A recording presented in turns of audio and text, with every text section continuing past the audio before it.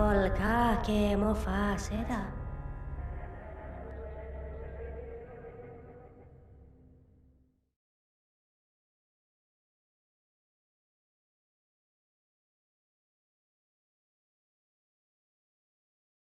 Oh, welcome to Talking in Stations, a podcast about EVE Online. I am Matterall here with Elise. Hey, how's it going, everyone? Nice to be here. We also have the McLeod. Hey, guys. And Titalis Warden.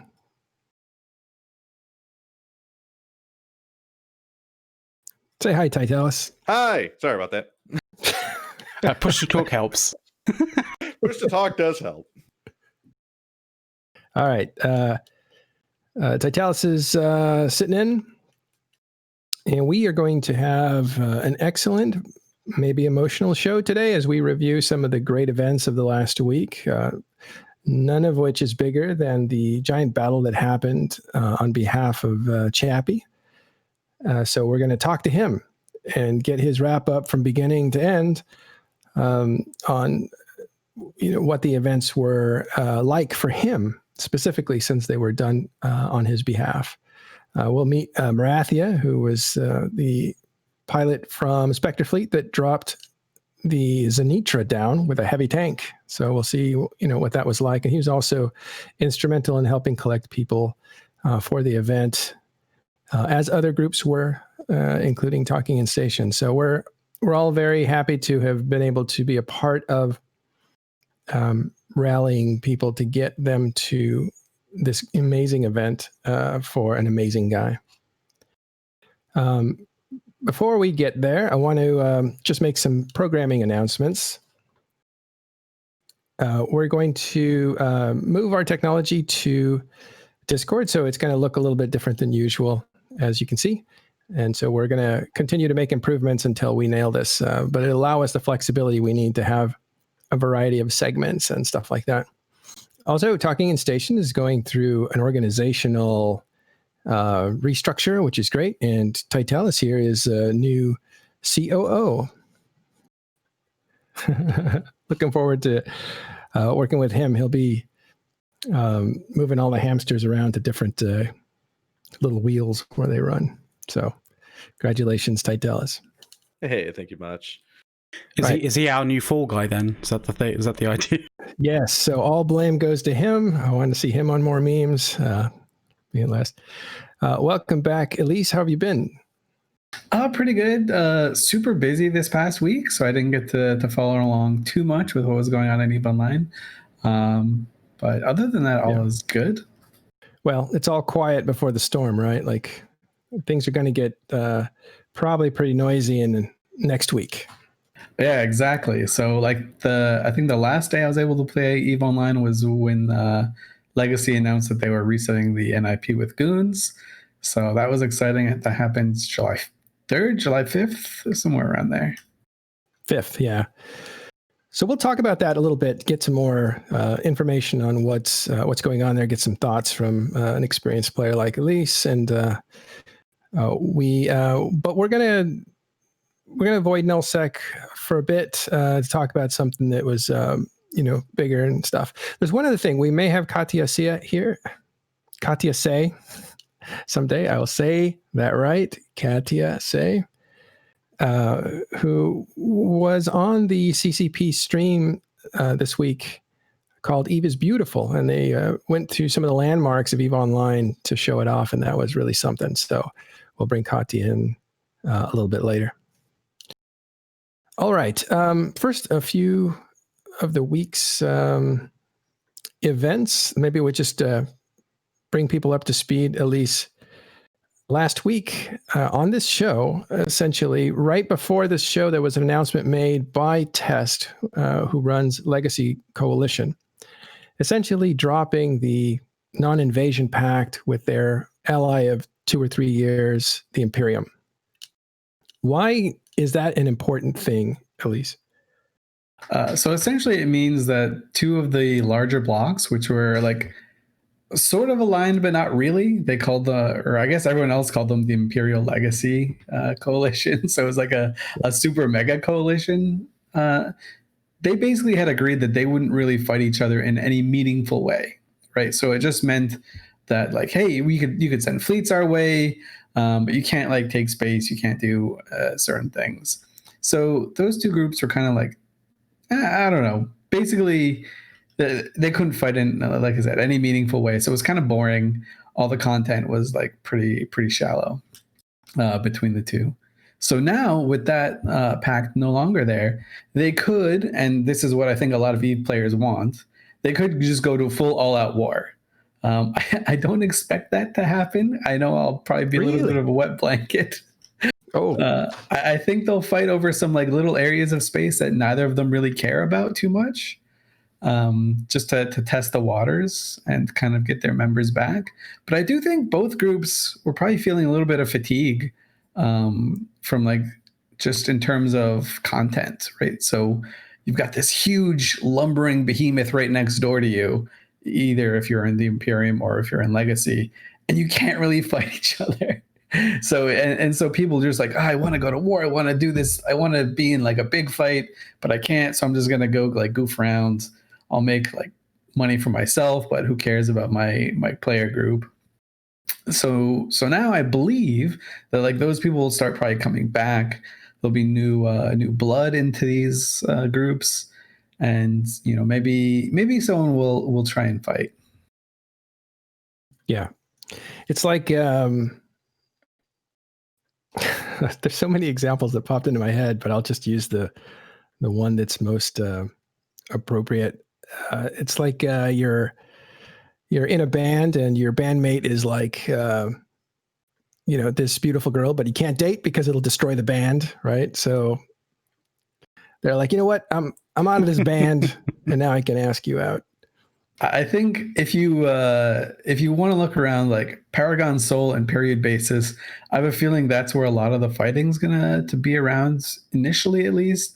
These are like kind of just buffer regions anyway that these groups don't really care about too much. I'm sure the people who live in those groups in the Imperium and in Legacy will probably be mad at me for saying that they don't matter too much, but at the end of the day, they don't really matter too much. Titalis, do you have a take on this? You've been watching this stuff for a while. The thing that I've been noticing in a couple of the organizations I'm with is that fights without consequences, while they have their charm, somebody wants to see something big blow up once in a while. And once in a great while, you get that big hit. You get, oh, look, we got 5 Titans tonight. It happens once in a blue moon. But they're looking for something more consistent. And I have a feeling this will bring that out. It's a great time to do it with what's going on in the world. Everything's just starting to recover a little bit in some spots. Some spots are flaring up, whatever. I mean, that's politics and that's, disease-related stuff. We won't get too much into that. But a lot of people have been stuck indoors. They've been having their fun, going out in their nightly fleets, doing their drunk roams. And now it's time to go out and actually hit a target worth hitting. Yeah, I was wondering what you meant by that. So, all right. And our initiative rep here, what do you think, McLeod? Oh, man. I mean, I'm not entirely certain. Like, I'm not really that plugged into the Matrix when it comes to, the initiative. But, I mean, have you experienced anything? Are you like moving stuff or? I mean, we're moving stuff, yeah, but like the idea of moving stuff and consolidating and kind of getting, unanchoring things is basically, to basically remove or reduce the, the surface area of, potential places that people can hit, so we can, basically react faster. And initiative has always been, very proactive in terms of trying to do that sort of thing. It helps us in the long run. It also gets the mind, like people's mindset and mentality in the right area, in the right place.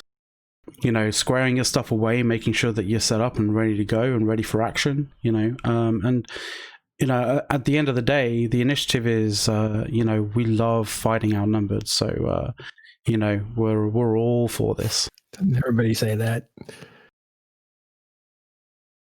Sorry, I undercut you. I'm sorry. That's fine, dude. It's fine. All right. So there is some interesting stuff going on too on the metagame level, where you have the messaging has to change. I think we mentioned that earlier. The Legacy Coalition was friendly with the Imperium Coalition, and that was kind of a trick that they had to put some propaganda out to make happen. And by that I mean the Imperium or Goon Swarm fought Test or Legacy in the Fountain War, so they had become enemies at one point after being friends. Then Test, actually, after losing that war, went into a period of having to recreate itself, which it did with a Goon Swarm ally, Villy. He was a Goon Swarm FC, and then he moved over to Test, and over time rebuilt that area, rebuilt that group. That group also included an FC called Pro God Legend, who was from Nulli Segunda, who was actually a sworn enemy of Goon Swarm. So Test became this really interesting place where you had a former Goon Swarm FC and a former anti-Goon Swarm FC. So at a certain point, when the clouds formed perfectly, there came a northern invasion that had most alliances that were on the board and some low-sec alliances moving up north to evict the long-standing empire of the Imperium. At the time, it was called CFC. In doing so, Test joined the enemies of Goon Swarm and the Imperium, and it's not like they hadn't fought before. And it managed to evict Goon Swarm and the Imperium, which forced them to move away from the area, and they ended up down in Delve, where they rebuilt themselves into a juggernaut. So that bad blood remained when Test was itself evicted from the north by NC. Pandemic Legion, which forced them to go south. And so when they arrived, this was about 2 years ago in January, maybe 3, there was a question, was Imperium going to exact revenge on Test now that they were both in the south?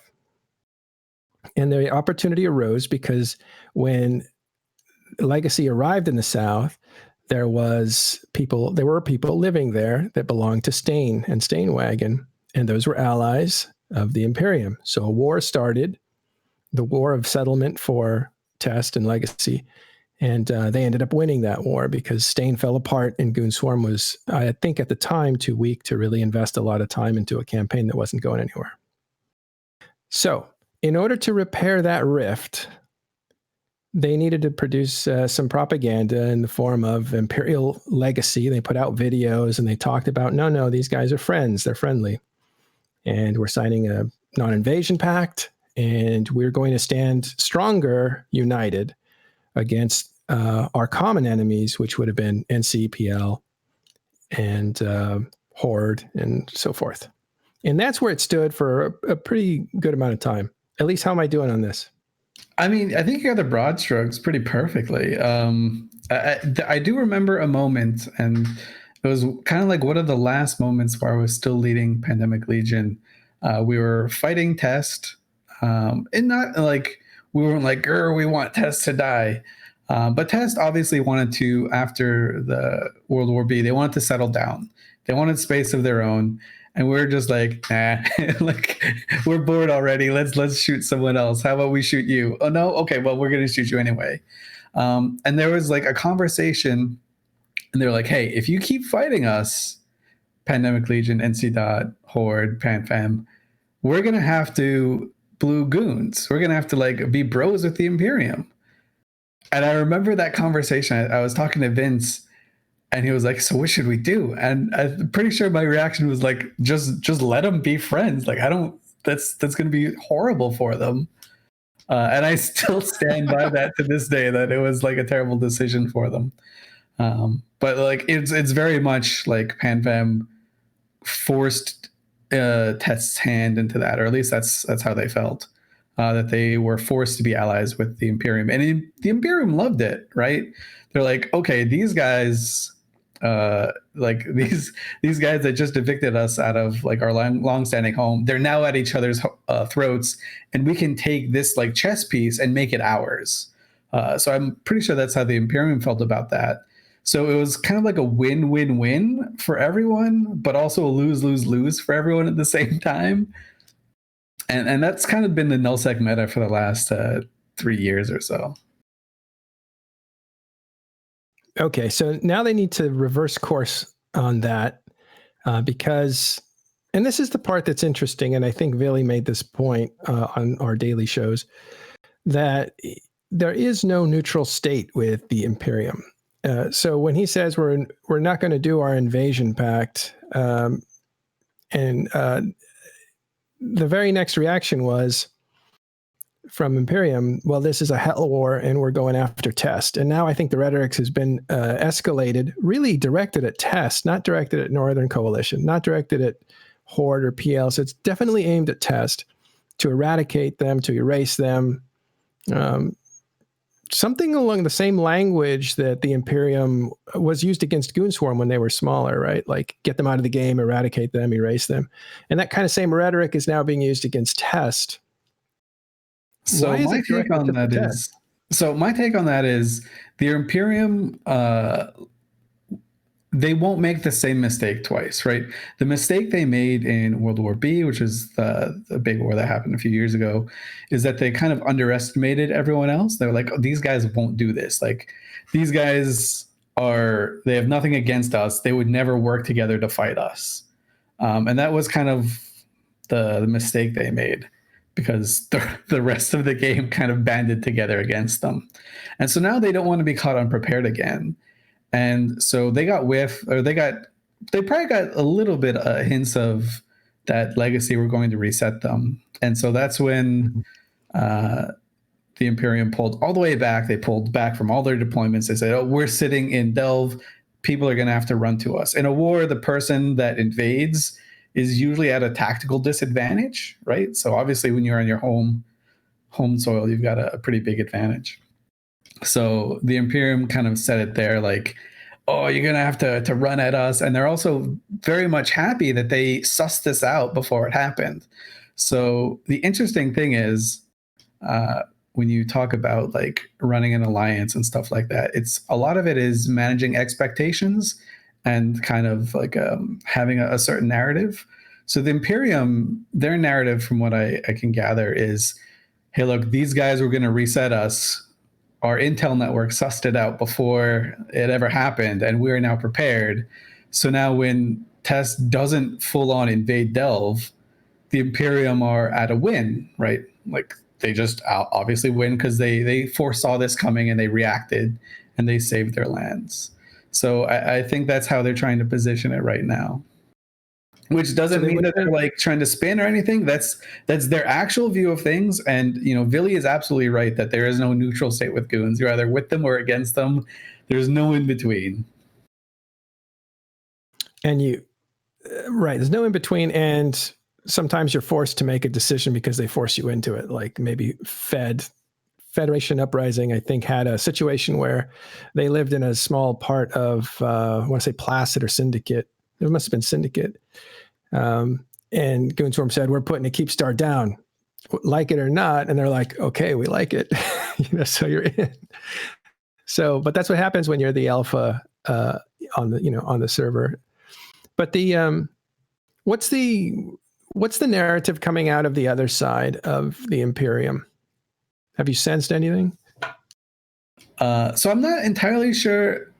They just, from what I can gather, the Legacy people, they just didn't want to be blue in it, or they didn't want to be. We don't call it blue. It's called like an agreement blue. So you're not really blue, but you can't really fight either.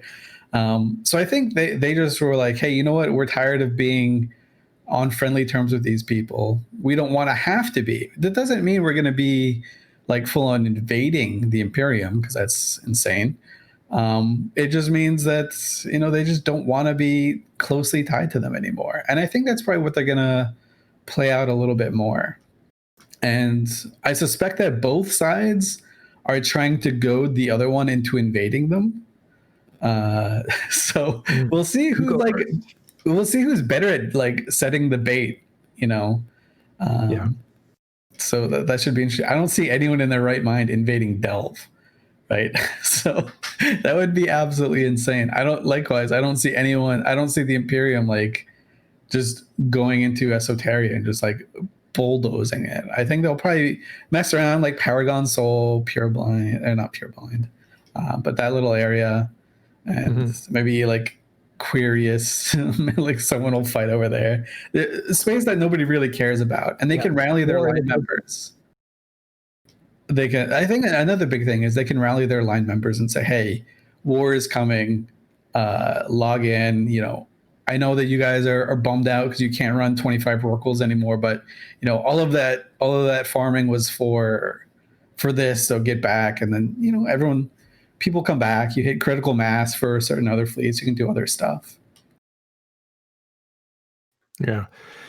So, is there anything coming out of Northern Coalition, Horde, Pandemic Legion? Is there any consolidation of messaging that going on? Like, we're trying to filter out the narrative so people can kind of see like what's going on. There's a lot of psychological warfare involved in this. I don't suspect. So I'm not privy to those conversations anymore. So I don't suspect. I mean, it's okay. I get to hear them, but I don't get to like do anything else. I just get to be like the observer. But I don't suspect that PanFam will see this and go, "Oh, time to invade Legacy," right? So I don't think that makes them allies at all. They've like worked together very tenuously before in evicting Sword Dragons Coalition, but I don't know if people remember that too well. But like Legacy, actually, it wasn't even Legacy. It was just Test. Test made like their own front in Declan that was like a full region and a half away from the front lines because they didn't want to be like they didn't want to like run into each other, right? Because at the time it was still Fraternity that was working with PanFam, and those guys had just gotten out of a huge war. So Test didn't want to be working with Fraternity, but they also wanted to be working against Sword Dragons group. So they just like found a little hole in the back somewhere and did some work. Well, that's what makes this whole thing interesting. I mean, they're sworn enemies, Fraternity and Test, Legacy Coalition. And here they, in the north, were attacking the same target. But it seems like the middle of that distance between Fraternity and Legacy is Horde, sitting in the middle there. Yeah, Horde, that's the key. Horde puts himself into a very awkward, not awkward position, but a very important decision, right? So Horde and Legacy have worked together with the Tranquility Keepstar stuff, right? They've got an agreement together. But then Horde is also friends with Fraternity, and Fraternity was also fighting Legacy. But then when the fighting got really strong, Horde like didn't show up to timers. So they're kind of like, I don't want to say they're playing all sides, but they're politicking around very, very carefully. They don't want to be bogged down in someone else's wars. Yeah, it's also the risk of over-promising and I can imagine it's really interesting that the diplomatic dance that is going around between Legacy, Fraternity, Horde, and PL, because PL has a record with Test as well, right? You guys collided a few times. One of the biggest battles in the last years, I think maybe one of the most important battles in EVE history is UALX, where PL was a prominent figure in that attack. So strange diplomatics going on. Yeah, but even the one thing to be remembering in EVE Online is that people have a very short memory, right? Like it's all about what can you do for me now instead of what did you do later. I think if you play EVE in such a way where you hold grudges, you will lose. You will absolutely lose if you hold a grudge that's like a 10-year grudge. I think it's cool to like that tactic is good for the short term to have a short-term grudge, but to hold on to it in a meaningful way. And I also assume every alliance leader believes this as well, because no one holds a long-term grudge, even if they say they do, they actually don't. So it's all about like, what can you do for me next? Yeah. And that begs and this will be the last part of it. The thing about Hell War, it's now test turn on the chopping block. That was three years ago, right? Like, it's a pretty long time to wait to get revenge. Like, it just seems to me that it's a narrative convenience to say, oh, remember that time when these guys screwed with us? Well, now it's payback. But it's been like, there's a statute of limitations on that. Well, I mean, that's the thing, though, right? Like, when you position yourself, you can just pick any little piece of information, be like, oh, remember that one time where they hated us? This is payback for that. And then, like, oh, remember that time they helped us? We turned them into a valuable ally from a horrible, like, you can just pick and choose whatever you want, because so much stuff, everything is so tangled in EVE Online now. There's no one side versus another side, as fun as it is to say that. Yeah. I'm sure if PL walked up to the Imperium right now and be like, yo, you want to be bros? They would be like, yeah, sure. Okay. Sounds good. We got to make a couple videos to like pave over. Yeah, exactly. Yeah. Give us make some meme videos about it, and then Reddit will just go crazy, and that's all people need, right? They just you remember when goons helped us in the North 10 years ago against the Russian menace?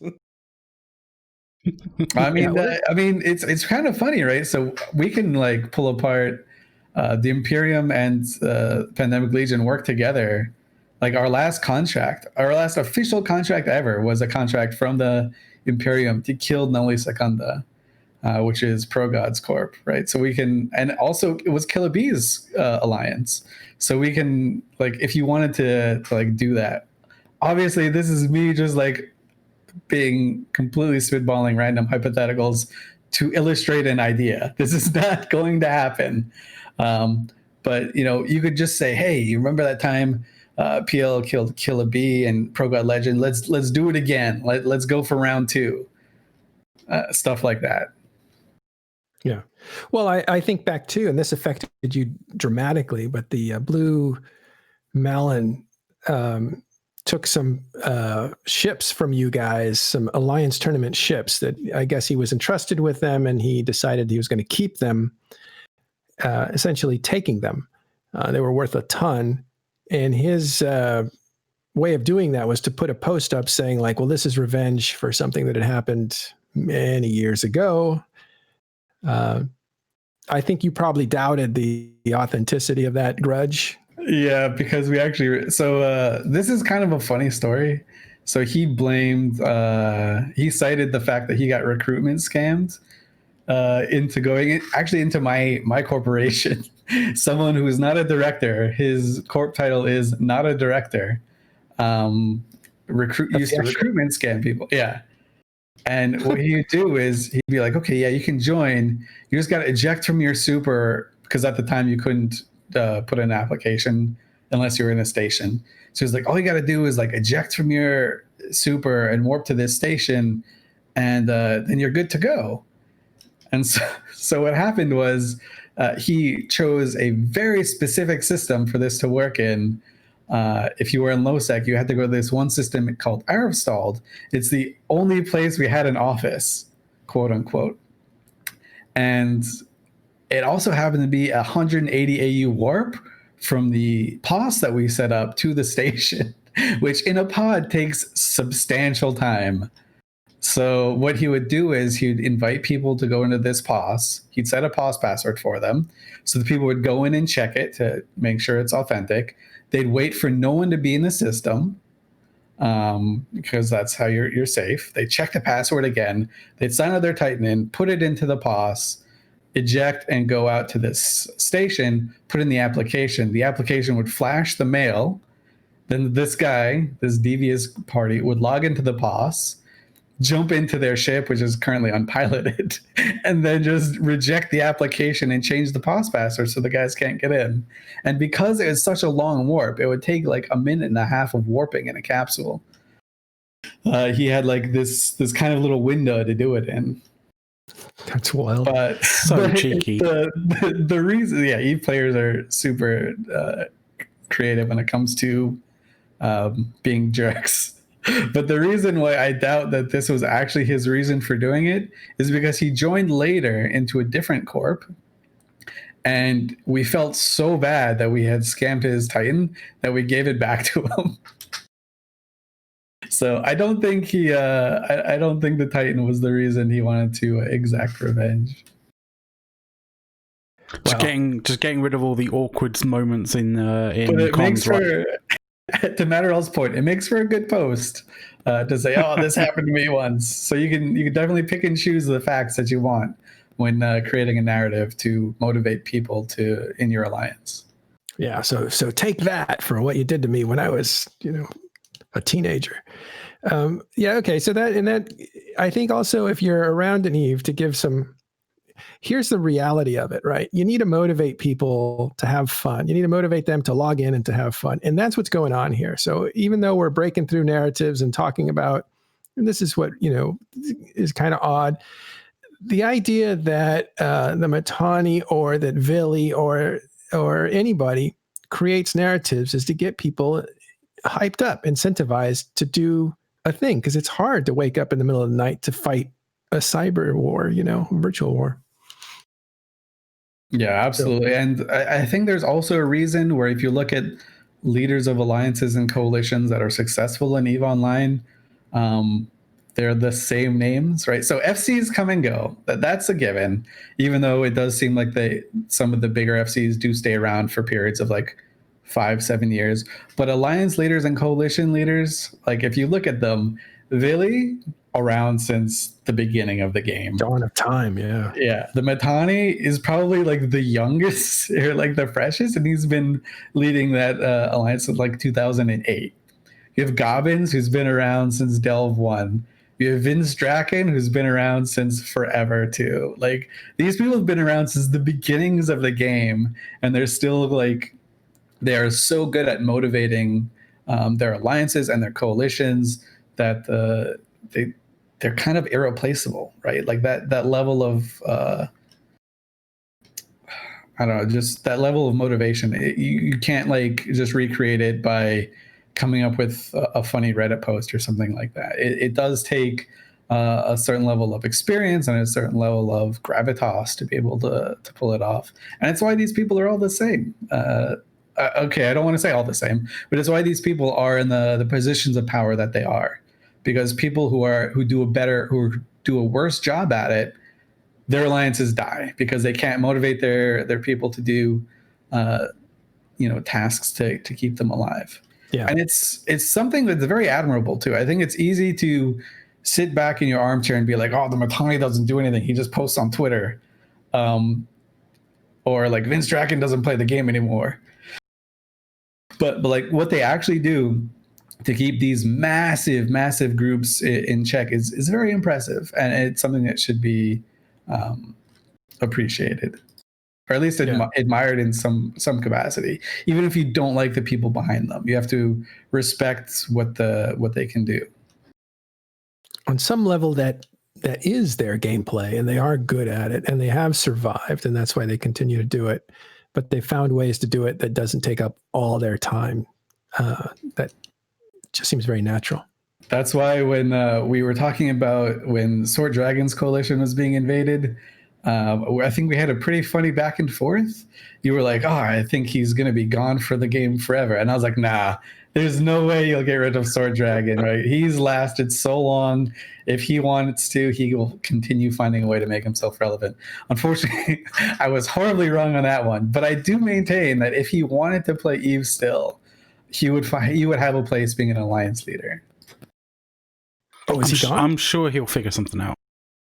I'm pretty sure he's gone, right? Like, yeah. Well, at least probably. He's taking a break. Yeah, he's probably just. I think he's just relaxing right now. Like he's just chilling out. Like he's figuring out what he wants to do next. He's actually disappeared before, though, hasn't he? Like he seems to reemerge, if I'm not mistaken. Yeah, in some ways. Yeah. All right. Well, listen, that's the war report talking about narratives, some of the stuff you've seen. I think it's pretty hot and heavy on the Imperium side because they have actual news channels. The Fraternity doesn't, NC doesn't, Test doesn't. And we're not their news channel, but they do show up here. We've invited the Imperium to show up just as much, or they're always welcome to show up here, but I think they prefer to use their channels to communicate, which is understandable. But we'll definitely try to break through narratives and give you guys like the most insightful information that we can from a neutral perspective. And if we can't, we'll try and balance the narratives at least. Yeah, exactly. We'll do what we can. Okay, so the next part of the show is I'm going to actually reverse course here and have Katya come in next. Let's bring in Katya. Hello, Katya. You're on the air here with us. Welcome. It's good to see you again. Oh, you caught me by surprise. Yep, no warning. I should have shot a flare and said we're coming for you, but I'm just dragging you in because I want you to be part of this segment and the next. And Katya Say, who you all know as one of the historic figures of EVE Online that circumvented, I call it circumventing, even though it's not the right word for it, all of EVE Online. In other words, flew to every system that exists that players can fly to without getting destroyed once. It's an amazing feat, so big, in fact, not only is it historic, but CCP made a gigantic statue of his character, or her, is it Say So? Yeah, it's either Seisho or Saisho. I'm not sure how it's pronounced, honestly. Sideshow system. Sideshow sounds funny, so Say So. Yeah, I like Say So because it's kind of like Katya Say. That'll remind me. In the Forge. So if you ever go there, you can have a look at that amazing statue. It is much bigger than it looks on TV. Say it ain't so, and Katya saying Say So. So there you go.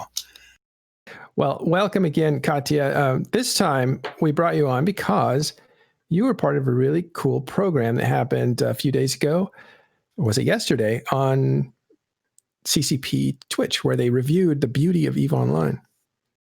They did. Yeah, that was actually on Friday, stream that they had. They invited me and Mark726 of EVE Travel as well to provide some background commentary and whatnot on seeing some of the sites that New Eden has to offer.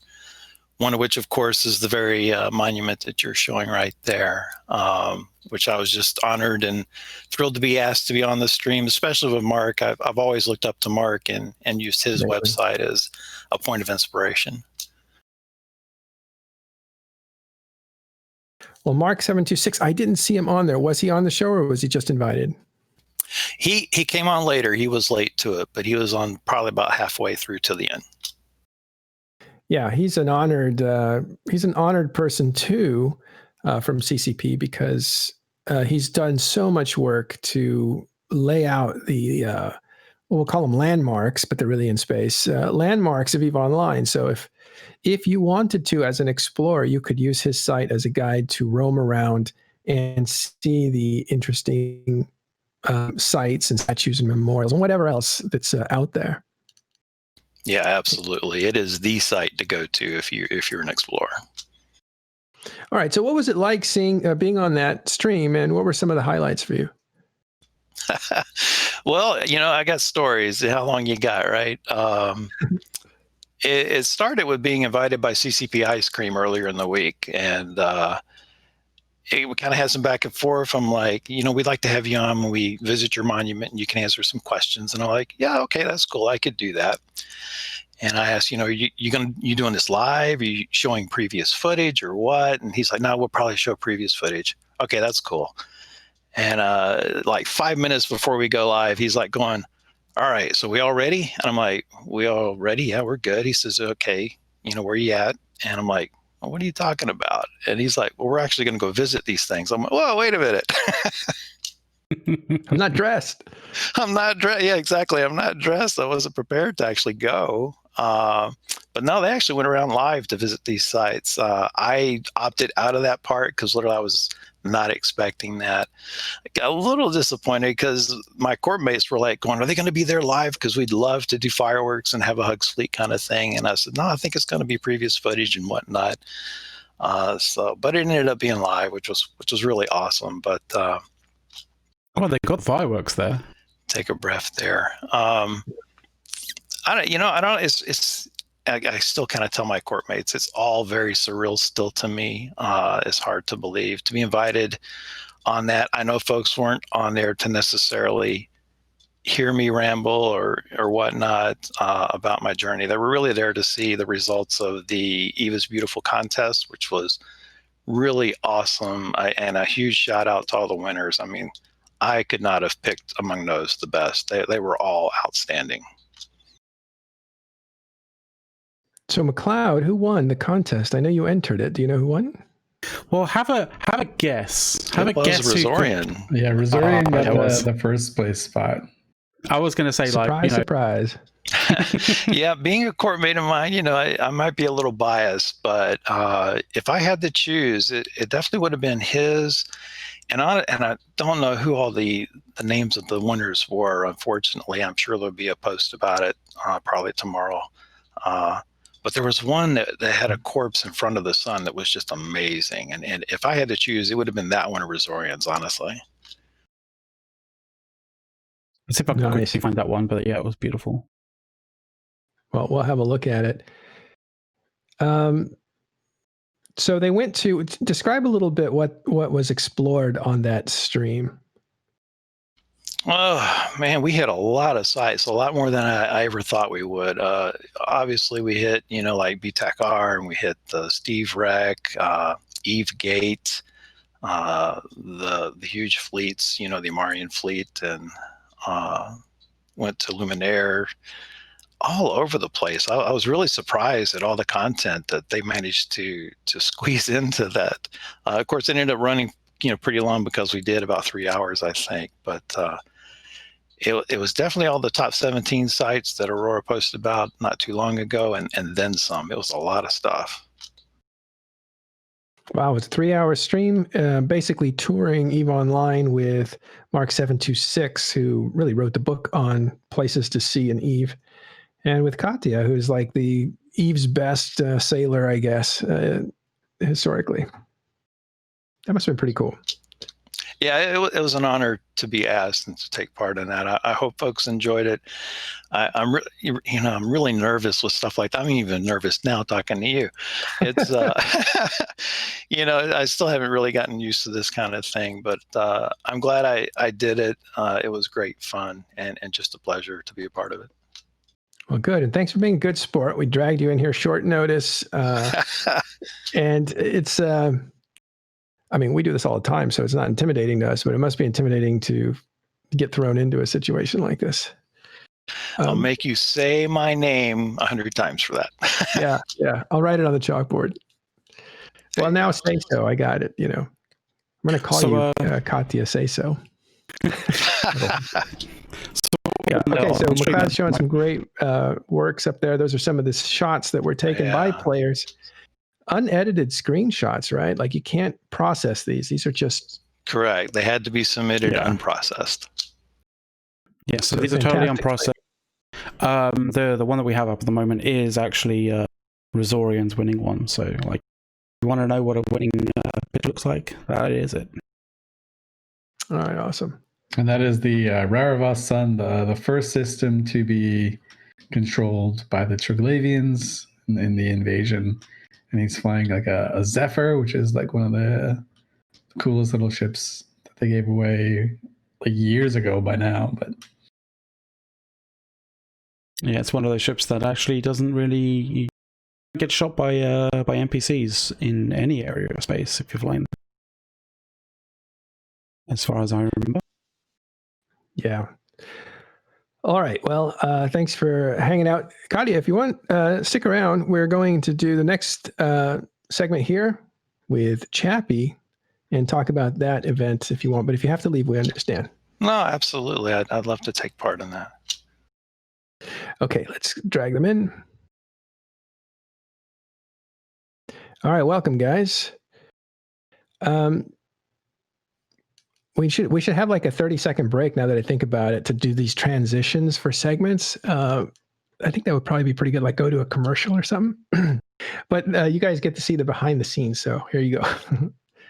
All right, next, I'd like to introduce again someone that kind of needs no introduction these days, and that is Chappy Akoski. How are you doing, Chappy? Doing good, doing good. All right. With him, we have Marathia, who will talk about this event that happened on Tuesday, and over 2,000 players slugged it out. We'll talk about how that came to be and what happened there. Hello, everyone. Hello.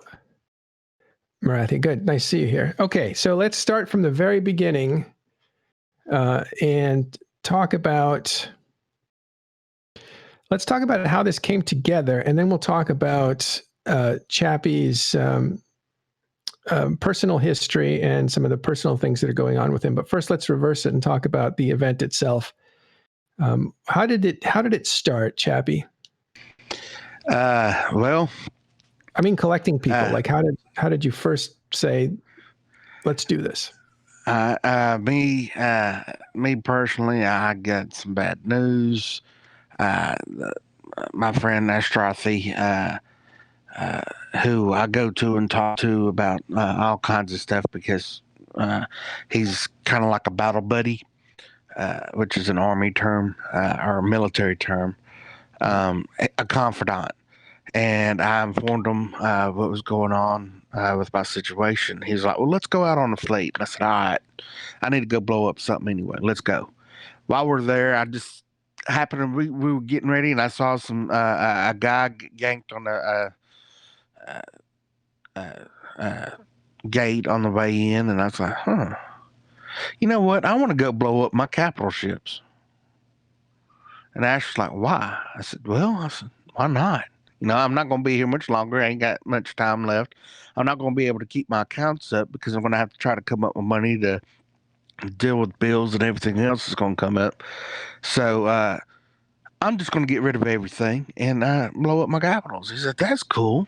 We could do it on, we could get a fleet up this weekend. I said, well, so instead of this weekend, why don't we do it on my birthday?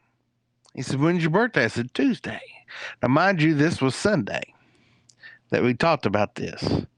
So I'm like, okay, I will do it. So it comes up Monday and I'm like, you know what? I don't want to just jump my my Phoenix round and just blow it up for nothing. You know, I want to have fun with it. And one of the people in the fleet that were here was, well, why would you gate a carrier and you're losing? I said, well, that's the point. But I said, I want to get some friends in and actually make it fun, because if I just jump this thing in gate to gate, it's going to die quick. It's not going to be any interesting to me. It's not going to be any fun. So of course, then I contact Horde. Now, mind you, this was Monday. When I contact Horde Monday afternoon, I'd contacted them while I was watching your show on Monday, and I was like, well, instead of just telling Horde, I'm going to, at least tell you, and maybe you would, whenever you'd get a chance, you could say something and see about getting some more people coming in. So, of course, I texted you, told you everything that was going on and everything. And then, of course, CCP's show come on later that day. So I was like, well, if I'm going to be doing all this, I'm going to at least tell CCP how I feel and let them know how much I love the game, all that. And I wasn't expecting them to even get involved in it. I just wanted to tell them how much I loved the game. I was getting a little, depressed and everything. And I was basically trying to tell all the people that, I cared about. And of course, I do care about CCP. They gave me the game that I love. And I wanted them to know before I couldn't have a chance to tell them. So I told them later that evening, all of a sudden, Gobbins sees my message, and he's like, Chappy, I remember you. We're there. One of my guys will contact you. We'll let you know. We'll get all the details and let you know what could be done. I was like, cool, that's great. So I'm telling everybody, hey, we got Horde. We're going to have fun. I at least figured 20, 25 people at the most. That's all I was actually thinking was going to come so far. Of course, hadn't heard nothing from CCP yet. Wasn't expecting to hear anything from CCP yet. Then all of a sudden, of course, you come in and you say, "Hey, Chappy, I've read your message. Hey, I'm going to say something about it. Stay strong." You sent me a very good message, a very kind and generous message, and it meant a lot to me. And I was like, "Man, this is a cool guy. He cares." And I was a little excited, because you actually took the time to respond to me. So of course, we conversated, and it grew from there. Then all of a sudden, out of nowhere, the FC from Horror contacts me and says, "We got your back. We're going to surprise you. We'll be there." I gave the information of where I wanted to go to, and he said, "We're going to be there, and we're going to bring some surprises." I said, "Okay, that's great." I'm thinking 20, 25 people. Maybe they're going to bring a couple carriers or something, something cheap, one of their like riding carriers or something to come take out my Phoenix and my carrier, nothing major, nothing expensive or that couldn't be replaced easily. So I wasn't really, expecting, but I'm still thinking 25, 50 people at the most, not counting my fleet or my corp. So of course, all of a sudden CCP comes in and says, "Hey, how you doing?" I said, "Hey, how's it going?" And he goes, "This is a CCP convict." And I was like, "Do what?" He said, "Yeah, this is CCP." I said, "You kidding me?" Because in our Discord, his name don't come up CCP convict. I said, "You're lying." He said, "No, I'm CCP." I'm like, "Okay." I'm not thinking I'm thinking this guy's pulling my leg. I'm not thinking this is the real guy. So of course he comes in and goes, "Hey, tell me what's going on." He said, "I've read your message. We was having trouble with the stream and everything. I couldn't say anything then. I wanted to, but I couldn't." So that's fine. And I told him everything. So he started getting all these detailed questions asking. I mean, like, what system, what time, how many people. He said, "Forget the amount of people." He said, "We're going to go ahead and we're going to put in a request to have the system secured, and so it don't crash." And I was like, "Okay." And I tried telling him, I'm not expecting that many people. I'm thinking maybe 15, 20 people, at most 100 people, at most. And he was like, "Oh, okay." And he sounded like, yeah, like you could tell in his voice, like, "Yeah, you think so." He said, "By the way," he said, "I want you to make a post on the forum, send it to me, and I'm going to tweet it." I said, "Yes, sir." Okay. I'm not thinking anything about it. I'm thinking this guy's going to forget. He's a game developer. He's not going to whatever. I make a thing, send it to him. The next morning, I wake up to. Now, mind you, at this time, I only had 17 friends on my Discord. I wake up the next morning. I have over 1,500 friend requests to my Discord. I'm trying to figure out what the heck's going on. I've got messages galore. I couldn't even go through all the. I'm trying to go through the mess. It took me 45 minutes to go through messages. Apparently, Horde went out and started contacting their contacts with Goons and Test and Brave and all that. So I'm getting messages from Brave. I'm getting messages from Tex, all these people. I'm like, okay. So apparently, maybe we're going to have about 300 people. I'm like, okay, this is going to be fun. 300 people. That's a good sized battle. That's an average war battle. I mean, I'm thinking, all right, this is cool. We're going to get somewhere. And I'm thinking mostly subcaps. Horde will probably bring in maybe one or two carriers to kind of fight off mine and, make it interesting.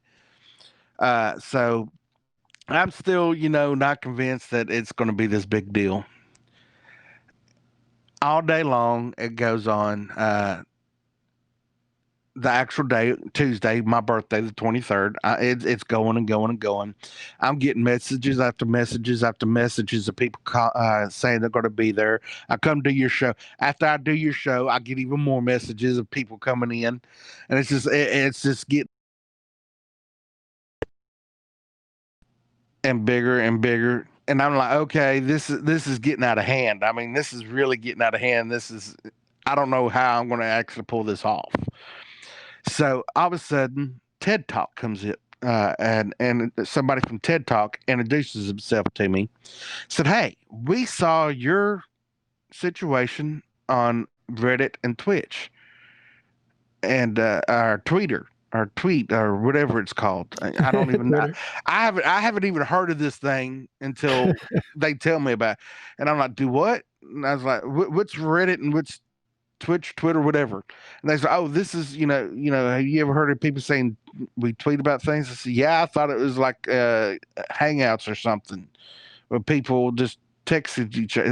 No, it's a mass thing. I said, really? So they had to explain this to me. And mind you, I don't know who in the world TED Talk is. So at least at this time, these people are interviewing and they talk to me about everything. And this is they's like, we want to interview. I said, sure. And they's like, do you have time? And I said, well, I've got 30 minutes before my fleet. So sure, I don't mind sitting down and talking to you. And they's like, great. So we talk, and they explained to me who they are, that they're an elite podcast. Yeah, but you told them I got priorities. I got a fleet, so you got 30 minutes to talk. I'm telling TED Talk, I have 30 minutes to talk. And they're like, cool, that's great. This won't take long. And they said, do you mind after the fleet if we contact you again and get an after report? And I was like, yeah, sure. Then I can talk all you want to. So I'm telling them everything, and I'm explaining Eve, and I'm telling them how much I love Eve, and I'm actually building up Eve. I'm not even talking about myself. And they're like, do you not like talking about yourself? I said, no, I don't mind talking about myself. But I said, to be honest with you, this whole thing is me to give back to Eve. It has nothing to do with me. I can care less of what goes on with me. I said, this is me showing Eve how much I love Eve. And that's it. That's my birthday, is a gift from me to Eve. And they's like, well, that's actually really cool. And I said, well, thank you. And I said, do you play Eve? And they's like, not really. I said, well, I'll tell you what. I told them how to make an alpha account. I sat there and I said, you come to, when you get in there, you let me know. I'll get you to my station. I'll give you a ship. You can come on the fleet. My and I God. said, okay. So I got TED Talk in the fleet. So you got them. I recruited TED Talk. You recruited TED Talk. Yeah, I recruited one of TED Talk's interviewers into Eve. It actually put them, the very first thing they ever did in Eve was get into a starter ship, fly out to my fleet, and have a battle. After the while this is all going on, she privately texted me. She goes, "Is this normal?" I said, "No." I said, "This is very, very unnormal." I said, "At the most, you might see a fight of maybe 100 or 150 people, if that." I said, "This is extremely. I didn't even expect this." I said, "I'd be surprised if this ain't some kind of freaking record or something. I didn't expect it to get this big." And I'm like texting her this. I get. Hold on one second, Chappy. We're going to come and pick it up right here. But first, I want to bring in Marathia and Liam. Liam's the wildebeest, or Liam's. And we want to just go, and from their point of view, what was happening right before this battle actually started? What kinds of things were happening? Well, like Chappy had said, we got really short notice of the event. Gobbins reached out to me while I was at work on Monday and said, yeah, there's this thing going on. And I only found out about it about an hour ago. So we set to work. Horde's logistics team got a whole bunch of hurricanes together, put in the overtime, and got about 100. So we were thinking, all right, we can get at least 100 people. And then I reached out to a bunch of people that I knew. I reached out to Spectre Fleet, Samara and them, and Virion, as well as other FCs and Test and Brave and some of those groups through the Arena Discord. And just one by one, people were like, yeah, we'll be there. And it kind of just exploded.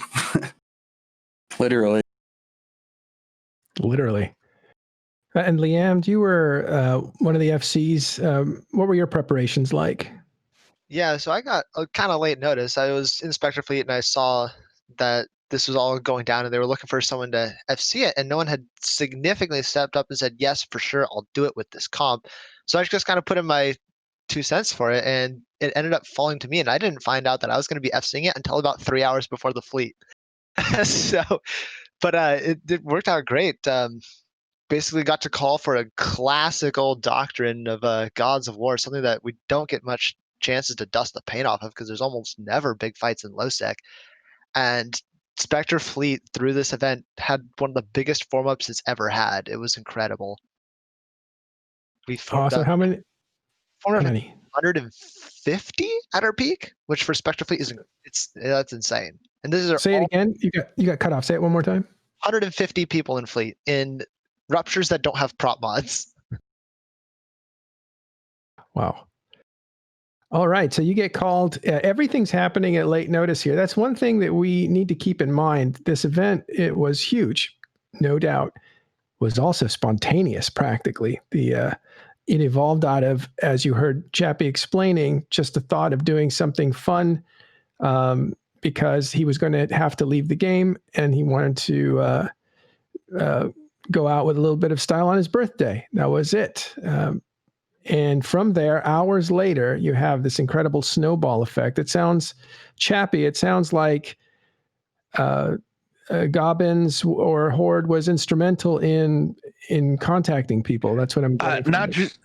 Not just Horde. I had guys in my court that I did not know about that were going down to Test and Brave and Goons and sneaking into their staging areas, cloaking up and just basically spamming locals so they could get somebody to answer them so they could tell them what was going on to try to get them to come in.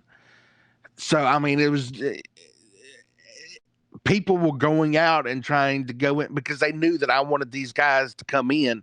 I wanted all the big guys to come in because I figured if I can get all the big guys to come in, normal being in Pandemic Horde and darkness and things, I knew an average fleet, and I'm sure y'all all being in if y'all have been in the big ones. No, an average fleet is only about maybe 20, 25 people, 50 at the most. I mean, you don't get that many people coming into fleets because usually, there's real life. So I'm thinking if I can at least get a couple people, if they even show up, because a lot of people say, yeah, sure, we're going to show up and never do. So when all this is going on, I'm still not thinking that it's going to be a big deal. And then all of a sudden, when I get through with the interview, all I hear in the background and in my ear, because I had my headset on, was Ashtrathi and the other guys in court saying, Chappy will be in a minute. He's doing an interview. And or can somebody text them local? We'll get them in the fleet as quick as possible. Just calm down. We're trying to go as fast as we can. So I'm just barely hearing this in the background. And I get through the interview. I get TED Talk to try to come in. They actually come in. They get there. I'm looking, and I was sitting in my local in Pimene. There's 200, 250 people. I'm like, you got to be kidding me.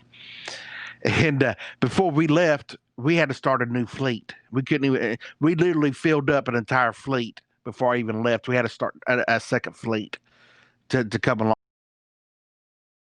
Yeah, we had a very similar thing here. I was expecting maybe we'd get 50, 100 people tops. And within 4 minutes of putting the Horde fleet up, we were at 225 people and we had to start an overflow fleet.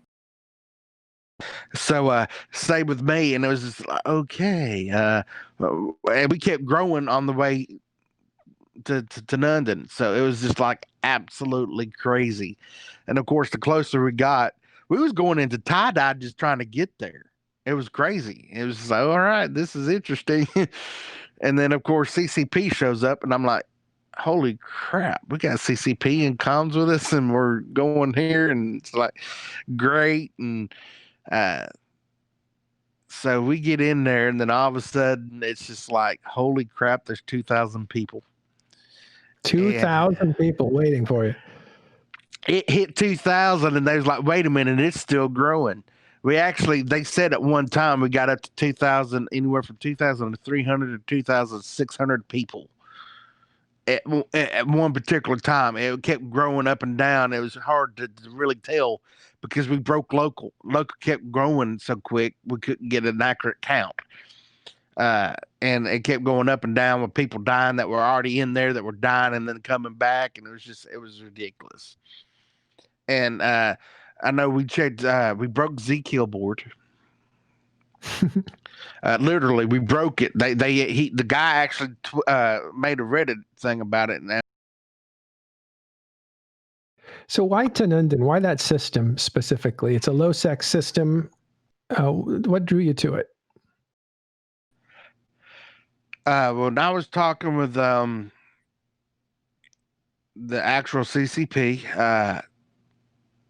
I originally thought Tanundin because that's where my Phoenix was. And then also he's like, that's actually a pretty good place because it's equal distance from Amar, Jita, and Dodixie.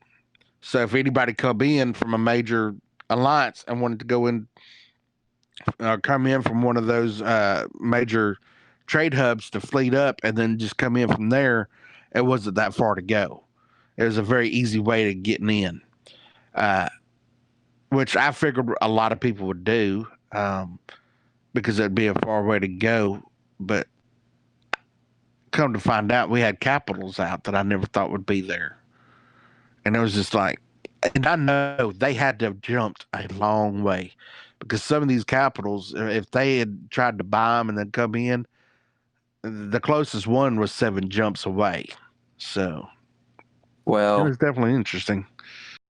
Some of us didn't have that far to go. Miser Nitra happened to actually only be 3 jumps away, so it was quite convenient. Right. So this battle has started. Chappy, you roll into it, 2,000 people there, some shooting fireworks, right? When you were leaving the station, there's a bunch of fireworks. You get there, there's a ton of people. And I think was it you that said, let's fight by the sun? Actually, I was trying to find a place to go. We never said an exact place to go. And I was like, do we make a safe or what do we do? I mean, I've never had a fleet this big. Where do we go that we could actually go and fight that won't destroy, the people that live there's stuff? I was thinking if we go to a planet, there's always a chance that we might destroy somebody's planet PI structures and stuff like that. And I didn't want to, hurt anybody's livelihood there. And then Ash was like, why not the sun? I said, all right, let's meet up at the sun, 1v1 at the sun. We both agreed, so everybody just started putting it out there. Let's go to the sun. It was a last second thing. It was the only place that any of us could think. We even was thinking about maybe going to a mining field, but I didn't want to mess with that in case anybody that was living there was out mining. I was trying to be respectful of the people that stayed there. And of course, if they saw all the local jump up like that, they probably docked up as soon as they got there and just logged off, thinking it was all of a sudden people were just coming in to destroy the entire system, which probably could have with that fleet.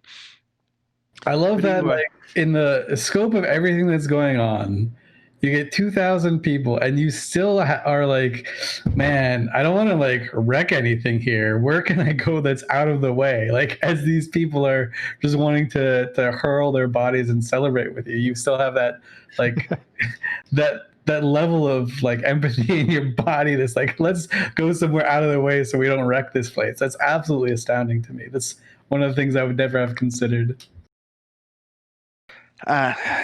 Yeah, So there you are. My livelihood is definitely caused me to be a lot more empathetic than I used to be, I would have to say. Mm. So there you are. You have a ton of people in system. You say, let's go 1K v 1K at the sun. Everybody jumps up to the sun. Thousands of people slugging it out. McLeod, maybe we can see some of those pictures when you get a chance. The sun bathed everybody in this really otherworldly orange. It was absolutely gorgeous. When I first came, the nice thing about it was everybody's expecting Chappy 78 Chapman, which is my main character. That's who I'm known as. The name of the guy that I'm on Discord on is a D&D guy that I use as a D&D thing, and it just happened to carry over. I don't know how to change it. So it's just been my Discord for a while now. But that's not who I am. I'm Chappy 78 Chapman and Eve. Well, when I get in there, everybody sees April. So I'm safe. I'm thinking, hey, I'm going to get on some kills because nobody's noticing me. I'm April right now because I had to dock up Chappy because I couldn't get both of my characters in and still be able to run the game. It was bogging down so bad. The tie-dye got so bad, I thought I was going to have to lose Discord because I didn't think I was going to have my computer able to survive playing Eve with two clients. I was getting upset. I was getting really upset.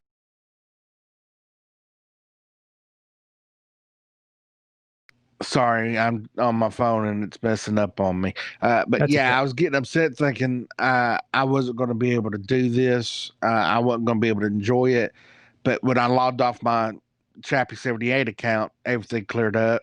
They taught me on how to scope it down enough to where I could handle this. Because this is only the second time I've ever been in a tie-dye battle in my life. Oh. And I was like, oh my God, this is, but it wasn't even this bad. The tie-dye that I was in was no. This that I went through on my birthday that you're looking at was way beyond anything I had ever been a part of in Eve out of all the years. And I've been playing since 2011, 2012, end of 11, beginning of 2012. So I'm like just absolutely but I can't even explain it. I get there, I clear everything off my screen. I don't do anything. I just zoom in to where I can see my ship nice, and I'm just looking at the sun, and I'm just like, yeah, that's kind of sexy. And I'm admiring my Nidhogger and thinking how sexy it is. And I don't even pay attention to the people that are dying around me because nobody's hitting me. I'm looking at my ship thinking, God, my ship is awesome. How sexy is this ship? And I'm taking screenshots of different angles of my ship with all these ships going around. And it's just like, I'm getting them with, all the lasers going off and you see ships coming up in the background. And I'm taking like picture after picture. I must have spent a good 3 or 4 minutes taking pictures while everybody else was killing each other. And nobody was noticing me because I was in April until somebody mentioned that I was in April. And then all of a sudden I started, oh, wait, I'm getting hit. So I launched my fighters and I'm trying to fight back. I didn't even I think I maybe. Oh, we lost you again. I think I hit maybe 2 or 3 people with my fighters. I'm not sure. I didn't care, but I was busy looking at the scene and everything. And I was taking pictures of the ships in the background. I scrolled out and I was like looking back, and you could see the other capitals in there. And I was taking, and I was like, man, this is like Wrecking Machine. And I'm in the back of my head, I'm thinking, the song "Bring on the Wrecking Machines" going off in the back of my head, and I was trying to find a way that I could actually look at. I was sad that I couldn't bring the song up while this was going on because it would have been perfect. I could have been like, yeah, hey, got the song in the background and I'm sitting there taking the screenshots, make my own little movie here. I wouldn't even. There's our title, right? Chappy's Wrecking Machine. That's what I'll call the show. It was crazy. So I'm sitting there, I'm like, hey, and then all of a sudden it dies. I'm a little sad because I love my Nidhogger. I really do. I think the Nidhogger is an overgrown sized Drake, and I think they look a lot alike, and I think they're the most beautiful ships in the world.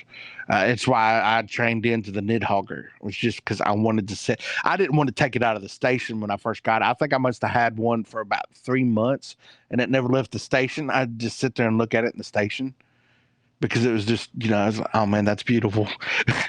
But I do stupid and stuff like that. I would make these ships, and I would look at them for hours in the station. Like, man, I don't want to get rid of you. It was just like, you're pretty. I think I'm going to buy this skin for you, and this skin and I would go and I'd choose skins for them, and I'm like, ooh. it was a little strange. I'm telling Chappy, you, I'm an indie guy. I can't help it. I'm an indie guy. Okay, you may be the first person that's fallen in love with maybe not with a ship, but with a Nidhogger. Hey, I cannot help that y'all don't have good taste. If you don't love a Nidhogger, you just don't have good taste, because that is one sexy ship. That and the Phoenix. Oh my God, the Phoenix. That's another one. I love the Phoenix. The Phoenix All right, is just gorgeous as well. So you But, came out in a Phoenix a little bit later, right? Yes. So I died in the Nidhogger. I'm sorry I got on my tangent about how beautiful my ship was, but it did look beautiful in that. So I'm sitting here, and all of a sudden, I finally get in it, and it takes me forever to get there. I finally get on the actual grid, and I'm sliding in. I hit my siege mode. I don't even get targeting ready. I mean, I can't do anything. I barely even got my siege mode clicked on before I started getting hit. As soon as everybody saw Chappy 78, it was over. That ship was gone in a matter of seconds. At least it seemed like that to me. I barely got my shields up and everything. I mean, it was just, you could watch it in tie-dye. It just looked like it was real life. Everything going. But I was taking, don't get me wrong. When I found out I couldn't target anything, I scrolled back in. I started taking screenshots again of the Phoenix and the different angles and stuff like that, and watching it as it was breaking up and stuff. Because oh man, it looked good with the whole fire and cracking in it. Man, I was taking screenshots of it. It was crazy. I was being my regular indie self, thinking of the ship, not really thinking about what was going on. But I actually got it. Well, I actually got that picture of you when you're literally landing in with your Phoenix. Yes, I was talking earlier with you guys before we was on. I actually watched Talking in Station stream, and the person that was doing the video was just like, oh my God, it was amazing. It was like watching a movie. And there's one part where he was on my actual Phoenix, and he was zooming out. And while he was zooming out, all of a sudden, this Naglfar just pops up on the side of the screen and starts growing and growing and growing. And you see all these ships coming, and it's like, oh man, that's actually cool. I bet he couldn't do that again. But I mean, it was the perfect zoom out. It was like, ooh, I wish I could have done that. Taking some pictures of that. It was, yeah. But I got to see some up close pictures of the different ships that were there. I was just like in heaven. I was taking, while I was watching the video, I would stop the video and I would take screenshots of my actual screen of the video of the different ships and stuff. And I've got like a big collage that I'm going to try to do a moving what is it, where your screen goes black and you have the background go, not a background, but a screensaver. I'm going to do a movie screensaver with all the pictures from this, with all the different ships and stuff. Because to me, my thing that I love, I know everybody has their aspect of Eve that they love. A lot of people do PvP, PvE, whatever. To me, it's industry. These ships, whoever creates and gets the idea for these ships are geniuses in my eyes. They're some of the most beautiful things in the world. I mean, even the ones that are ugly, they're so ugly they are beautiful. And there's not a ship that I don't like. And I just, to be able to have the pictures and see them in a battle was just, to me, amazing. And I'm trying to go and get pictures of these different ships as much as I can. And I'm doing a little collage for myself, so I'll have it until, well, if I make it, I make it. If I don't, at least to the day I die, I have these screensavers of all these ships that were there at my birthday that I love, and that I got to actually be able to create. There's the only ones that I've never created. I've never been able to build a Titan. That's the only ship I've never built. I wish I had the blueprints to do it. And I wish I had the money and the time to do it. I would love to be able to build one just once. It's the only ship I've never built. That's an actual regular faction ship. I haven't built all the pirate ships, but I have built all the actual faction ships, except the Titans. But unfortunately, I've never had the time.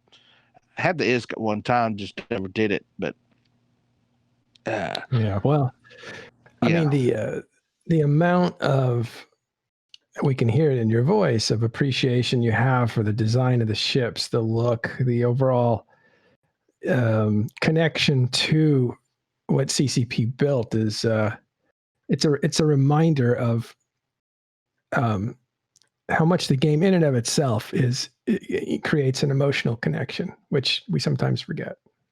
I mean, I'm sitting here just like, as you were recanting this story, I can't help but smile because your excitement over just the ships, things that like players take for granted every day. Just your excitement is so infectious. It's Your infectious. enthusiasm is like, it's so out of this world. It makes me so happy that you were like able to do this. I'll be honest with you. I enjoy that a lot of players take the ships for granted because that just means I get to build more and they keep paying me. I mean, hey, you want to blow up your ship? By all means, do this. You're making me rich. I could care less. Eventually, I'm going to get your money. So, hey, why not? Go blow them. Have fun. I'm just going to stare at them and look at them and have them in my station and say, ooh, pretty. I got you. Ooh, pretty. I got you. Unfortunately, I don't have any more. I'm down to like 15 ships now. So I'm very picky on what I'm going to be doing from here on out. Fortunately, my guys in my court thought it would be great to give me enough time to be able to play Eve until August, which I'm hoping I'm going to be healthy enough to keep playing up until August. But yeah, I've got 15 ships left, so unfortunately, I'm going to be on very few things. I might start. I'm not even going to be able to do the whole indie thing. I just don't have the minerals or the ISK to build stuff. So I don't know what I'll be doing in Eve. But your friends paid for your account so that you could continue to play Eve as long as you wanted to. Yes. They plexed my account enough to where I have it all the way up until August, which is kind of, great, but kind of sad because literally I gave everything away and there's not really much that I can do. And I have to be very picky and choosy about what I do. So yeah, you wanted to get in here for a second. Is there anything you wanted to comment on? You mean say? Say, yeah. The expression on my face. Oh man, I tell you what. No, I was just gonna, when you were talking about the screenshots and how much you love seeing all the ships and everything. Signal Cartel, we did have a fleet there, a handful. I think we were caught up like everyone else in the short notice and whatnot. I unfortunately was not able to make it, and I really wanted to be there. But tremendous outpouring of the community was great. But one of the members of our fleet was Razorian, and he, takes some really awesome pictures. I was curious if you did get to see his album that he put together of photos from the event. We saw some of the pictures, but not through his album. You mean on Flickr? Yeah, on Flickr. Yeah, I think I dropped the link in Discord in our one-to-one chat. We'll dig it up. And you were talking to Chappy if he got to see it, right? Right. Unfortunately, the only things I have gotten to see so far, one of the streamers, Deck, is his Discord name. It's Scottish Deck or something. He's a Horde member. I saw his stream that he sent me. I got to see Talking in Station. How did he spell his name? I'm not exactly sure. I'd have to look it up again. He sent me his thing. Of course, I got Spectre fleets, but I'm still going through everything to make sure, I'm seeing everything that was sent to me. But so far, if I'm not mistaken, that's all I've seen so far was that. I haven't gotten any information from any of the other ones. I'm still reading all the Reddits, of course, trying to find Reddits that have different fleets and stuff. I'm wanting to watch everybody's. Just to see the different aspects of it and see and hear, the different people talk about it. That to me, hearing what everybody else is saying about this and how much fun they're having, is more fulfilling than, what I think and care about it. To me, like I've been saying over and over and over again, this was my gift to Eve. I could care less what I get out of it. I want to hear how everybody else enjoyed it. to me, that's what makes me happy. That's what makes it fun for me, was that everybody else was having fun. And the more and more I hear, I've gotten more and more letter. We need to do this again. We need to do this again. I'm hoping if I can feel better, I'm wanting sometime soon to do another fleet, and that way do it on a weekend where everybody who wants to come can come if they want to. It's not going to be a sponsored thing. It's not going to be anything major. It's just I'm going to put up a forum, be like, hey, y'all want to come join me? Let's go do it. Of course, I won't have another capital there. I don't own any more capital ships, so. But I'll go out there in a caracal that I have, and I'll fight just as much as anybody else.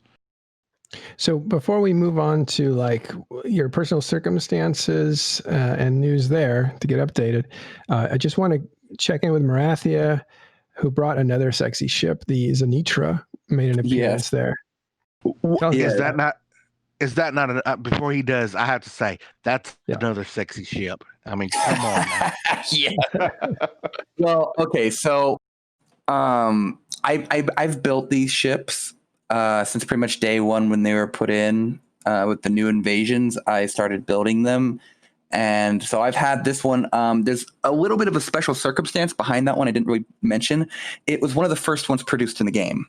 I can't, of course, say it was the first one, but I know it was easily first 5.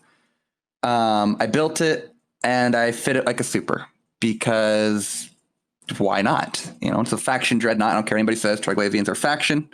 And it had kind of just sat collecting dust, not really getting to be used on anything. There wasn't a right time to use it anywhere. And when the birthday fleet came up, I was given permission to take it out if I wanted to and use it. And I was like, well, based on wherever we do this, if it's close enough, maybe we can work it out. In fact, Williams here was kind enough to help me move the ship, and we moved it the final jump the day of the fleet and parked it in a station. And if you've ever tried to get out of a station while there's 2,000 people in Null-sec, it's not very pleasant. I think I spent more time. I think I spent more time in warp than I did shooting things. Not really, but felt like it. I have to agree 1,010% on that one. That was absolutely miserable trying to undot that carrier and that Phoenix. And it was just wow. And then finally, when it does, half the time I spent looking at a screen that said I was in warp. I didn't even know I was on grid most of the time. There's a couple times I had to literally log out and log back in just to get the screen to pop up. Yeah, I spent 2,000 people in the system. I actually had a mistake when I was trying to move to the sun. I'd warped to one of my fleet members because I was both FCing the fleet from another character and trying to fly the Zanitra itself. And so I warped to one of my characters in fleet that was not actually on grid, which I didn't necessarily know. And came out of warp, and there were 2 different groups that combat probed me down. One was friendly, was NC Dot's fleet, and or PIA, or one of them. And then another one was a Jackdaw fleet. And fortunately, the Jackdaw fleet landed 100 off and tried to shoot me without actually pointing me. So I was able to get back out of there again. But yeah, that Zanitra sat on grid for about 75% of the fight, not dying. It was, like I said, it was fit up like a super capital. So it had 10 million health, and that's takes quite a while to chew through in tie-dye. Somebody in chat asked if it was the one that soaked a DD. Yes. In fact, it's really good. If you watch Spectre Fleet's video that was posted, I'll post it in the general chat after this. CCP Convict came in and DD'd it, and it tickled. It definitely tickled. Did about 20% of the health of the Dread. So clearly triangles are superior to Caldari. You heard it here. I would like to counter react that, please. Caldari still rules, just so everybody knows. The Zanitra managed to, the Zanitra plus my fleet, I should say, managed to take down CCP Convict's Leviathan, Chappy's Phoenix, Extra Squishy's Meme Nag, and then Spite Incarnate's Nag, as well as an Inazi, which I don't know who that was, before I fell. So all in all, it was pretty good. And Bjorn B was there in a battle Rorqual. He lasted for a while. Well, we actually, it was kind of unspoken. Most of the bigger people that were there left him alone because he was streaming, and we wanted good footage. We wanted the stream. So like I know for my fleet particularly, we left him and we left Squishy alone till basically the end because we knew they'd be recording and streaming it, and we wanted other people who couldn't attend to be able to view the fight and get to participate vicariously through them. Now, I would like to say the reason why the Triclavian ship took out the Caldar is because we lit them. We didn't want them to feel bad. Liams, do you have any memories of this that you want to convey before we move on? Sure. So yeah, this was an amazing event just because it was one of the biggest form-ups Spectre Fleet's ever had, and that's even considering that Spectre Fleet normally pulls members from the other large coalitions that were attending on their own. So for Spectre Fleet to be able to form up this much on a one-day short notice is absolutely incredible. And I just kind of want to reach out again and say, Chappy, thanks again for getting this all, as much as you did, get it organized, because it made for an event that hasn't been seen in quite a long time in this game. On a weekday, no less. Well, that's the thing. It was U.S. time zone weekday with less than, I'd say, 36 hours noticed. There's a lot of things that you would think wouldn't make this possible, and yet it was. Yeah, definitely. Exactly. The odd. That's what surprised the heck out of, because I knew it was in U.S. prime zone. I knew it was going to, I figured more U.S. people would show up and the Europeans would stay home. That's why I didn't think it was going to be that big of a deal. But when I was hearing people after watching the fleets and stuff like that, the few videos that I could see, and hearing some of the people in my fleet talking and stuff, people saying, I'm calling in to work. I'm going to be late to work. Just so I can be here. And I'm like, wait a minute, you've been up all night. I'm thinking to myself, you've been up all night just to come to my fleet and then going to go work all day, of all things. It really hit me, especially towards the end of all this, when I'm hearing people talking. I got to jump into Horde's channel and talk to some of them and speak with them for a little bit, and then hearing them even saying it meant a lot that people sacrifice so much just to be there. That's why I'm kind of actually wanting to, if I can, try to do another fleet just so I can sit there and have everybody come that wanted to, because I get so many. I wish you'll do it again. I really want to be there for you. Mm-hmm. And I feel bad because they couldn't. And it's so I kind of really want to do another fleet just so everybody who wants to come can. I doubt it'll be as big as this one though, but. Let me ask you, okay, so, and it is true that people that were in Europe, for instance, remember this is U.S. time zone, had to wake up at 2 a.m. to participate and stay awake for 2, 3, 4 hours just to participate till the end. So it was an amazing commitment from a lot of people. And now we'll talk about you, and what is it about you that would make so many people show up and really demonstrate this incredible outpouring of support for you? Tell us, first of all, go back a little bit and talk about some of the, I guess, the struggles or the tragedies that you've had to work your way through. Well, unfortunately, struggles and trials seems to like to be a thing in my life. I was in the Army, did my time in the Army, had to leave the military. I was discharged medically. I was hit with an IED. My vehicle I was in was hit with an IED. I had shrapnel in me. Had to go out and learn how to walk again, deal with all that. And then, of course, right after me getting out of all that, dealing with all the pressures of the war and losing friends and everything, I got into drugs and alcohol real bad. And then come to find out my dad had cancer, and tried to be with him before he died. That didn't work out too well. It didn't end on a good note, unfortunately. So right before he passed away, my grandfather passed away. Then my dad passed away. Then after my dad passed away, had a great grandmother pass away, and then my mom started getting sick. She had her strokes. Then they found out she had breast cancer. Then found out my other grandmother had breast cancer. I was losing family members to all kinds of stuff. It seemed like every time I turned around, something bad was going on. Lost being able to be with my son due to my own stupidity by dealing with drugs and alcohol, doing stupid stuff. All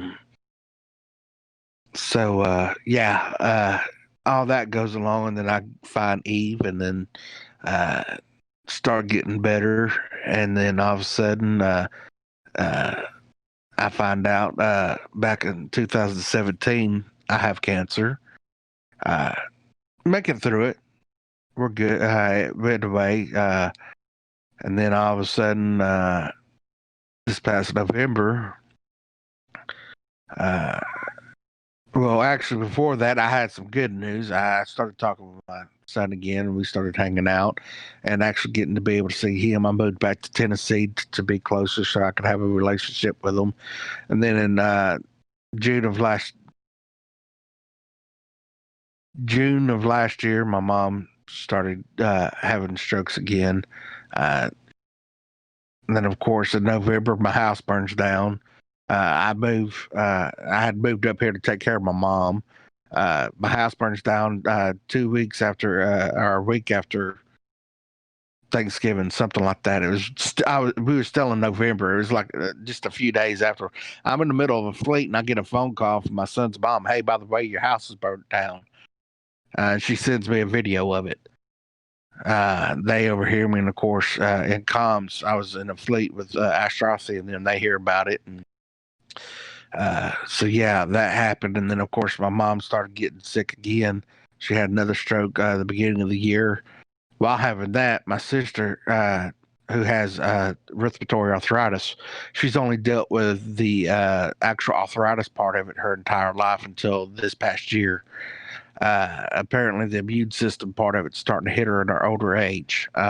She's 3 years older than I am. I'm 42. She's 45.